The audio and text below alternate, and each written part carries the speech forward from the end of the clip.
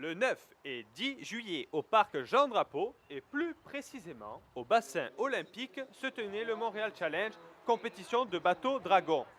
Phoenix Fireball qui compétitionnait ces 2 journées avec le samedi les courses de 500 mètres et une première course tôt le matin.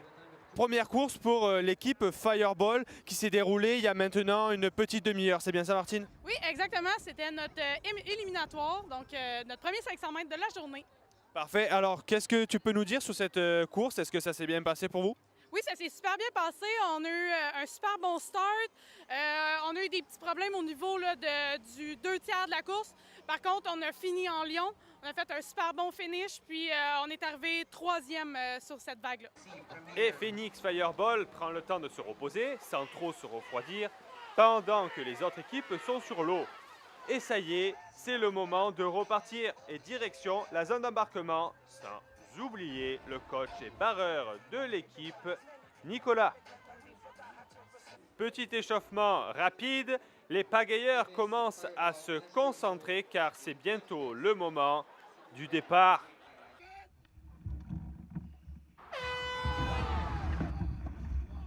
Et gros départ pour les pagayeurs avec une magnifique lancée. Là, dans cette ligne d'eau numéro 1, ils donnent tout. Mais dans cette compétition très élevée, ils ne pourront jamais rattraper la tête de course et se classent à la 5e position pour cette manche qualificative. Tout le monde a poussé jusqu'au bout, comme nous l'explique Andy.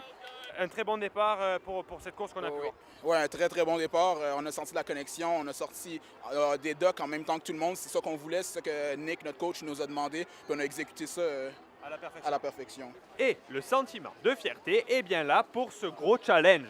C'est quand même une grosse compétition, c'est la plus grosse compétition à Montréal. On performe du mieux de cette saison pour le temps qu'on est rendu. Puis, en tout cas, personnellement, je suis vraiment fier de tout ce que l'équipe a fait à date, puis on va en faire plus après. Il est maintenant temps d'attendre la dernière course de la journée, mais c'était sans compter sur les orages qui se sont joints à la partie. Donc cette journée qui a été un petit peu coupée par les intempéries, est-ce que ça casse le rythme quand même des pagayeurs? Oui, ça casse beaucoup. En fait, à chaque fois qu'il y a un éclair, on est obligé de sortir de l'eau pour une période d'une demi-heure. Donc là, il y a des périodes qui sont très longues entre les courses. Le monde se refroidit, se reste à l'abri. Ils endorment, sont fatigués, ils deviennent un peu sluggish, qu'on pourrait dire en anglais. Là. Mais après ça, c'est plus dur les réveiller puis les amener à courser correctement. Là. Espérons qu'ils ne soient pas trop refroidis. En tout cas, ils repartent enthousiastes. Après ce bon départ dans le couloir numéro 5, l'équipe continue sur son bon rythme tout au long de la course. Un très bon finish leur permet de prendre une 4e place. Ça y est, pour eux, c'est la fin de cette première journée. Est-ce que ça s'est bien passé cette dernière course? Oui, beaucoup. On a réussi à tout faire les calls du barreur, puis on a réussi à finir 4e. Là. OK. C'est bien fait. Ouais, fait que 4e donc sur cette finale. En fin de compte, c'était une finale. Donc, Finale B. ouais, finale B. Demain, le 2000 mètres, complètement une autre physionomie de course. Ça n'a rien à voir, hein, l'autre course. Non, c'est surtout qu'il y a des virages en plus en course. Fait qu'à chaque fois que tu as un virage, tu refais quasiment un start, il faut que tu repartes parce que le bateau il recale quand tu tournes. On perd de la vitesse. Et puis, ces 3 500 mètres qui ont donné la qualification et surtout le positionnement pour demain, le 2000 mètres, l'épreuve attendue dans cette compétition.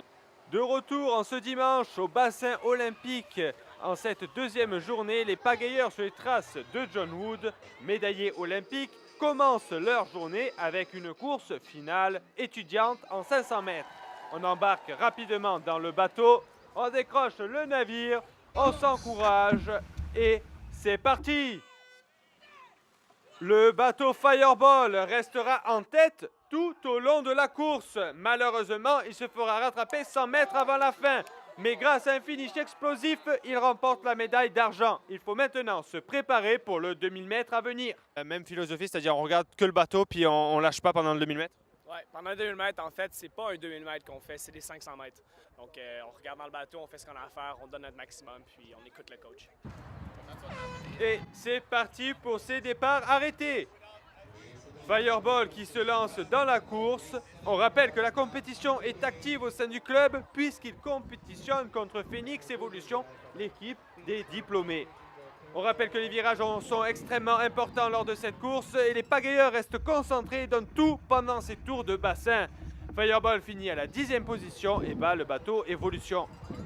Ils ont très bien performé, ils ont même battu l'équipe des diplômés qui a beaucoup plus d'expérience. Moi, en tant que directeur du club, là, pour le centre sportif, il y a de quoi être fier. Ça promet de grandes choses pour le championnat canadien. Et cette course met un terme à ce magnifique week-end de compétition de bateau Dragon. Radio Piranha Sport. On se retrouve très prochainement pour une prochaine émission de sport.